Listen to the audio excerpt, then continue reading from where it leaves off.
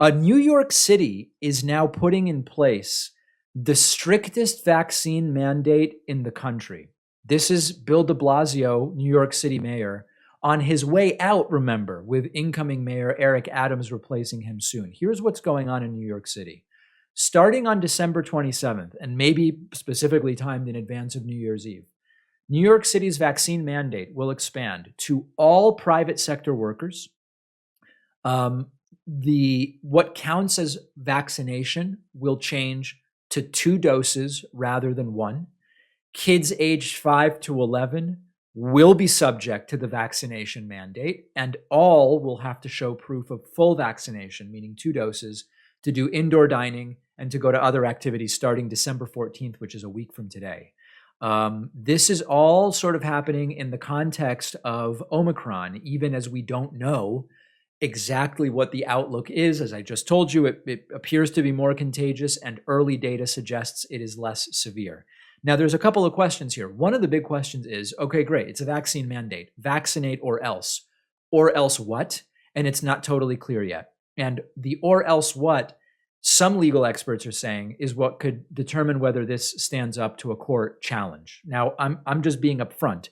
On the one hand, for these types of mandates, just actual straight up mandates being legal, is this, I believe it's a Jacobson v. Massachusetts case from 1903 and the smallpox vaccine. That continues to be what we point to and say these mandates are legal.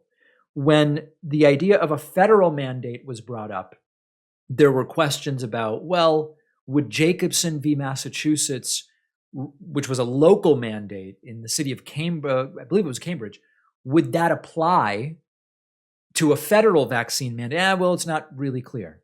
Well, it seems that state and local vaccine mandates are more likely to pass muster. But then another wrinkle to this, one lawyer I spoke to this morning mentioned, is what is the or else? If it's just a fine if you don't get vaccinated, that's more likely to stand up to a court challenge. If it's something else that we don't yet know, maybe it won't. I think almost certainly there is going to be a legal challenge to this.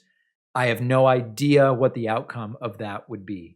One thing we know is that vaccine mandates work. Now, that doesn't tell us whether they're legally okay, and that doesn't tell us whether they are morally okay. Those are different issues, which each of us can grapple with, and I tend to think that they are okay. But vaccine mandates work.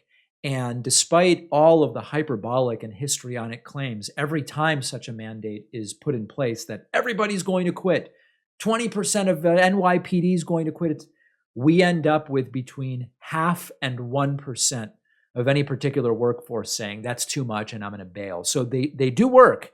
The reality is that at some point, we don't know when.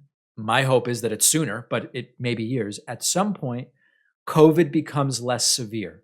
That's generally the evolution of these viruses. Check out my interview, again, with Vincent Racaniello from a few weeks ago. Once that happens, it would seem logical that the COVID vaccine would go back to being the same sort of status as the flu vaccine, which is some people get it and some people don't. And it's not a big controversy in this way. Let me know your thoughts about what New York City is doing. I'm less curious legally. Courts will sort that out. I'm less curious in terms of efficacy. We know that they work.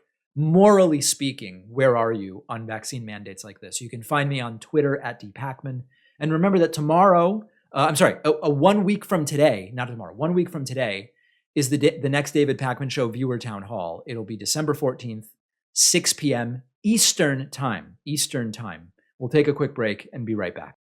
One of our longtime sponsors is Monk Pack, giving you 20% off Monk Pack's keto nut and seed bars, which taste just like your favorite sweet snacks, but without the guilt, because they have only 1 gram of sugar, 2 to 3 net carbs, and 150 calories. A great snack if you're doing keto, if you're doing low carb, and if you just want a low sugar snack.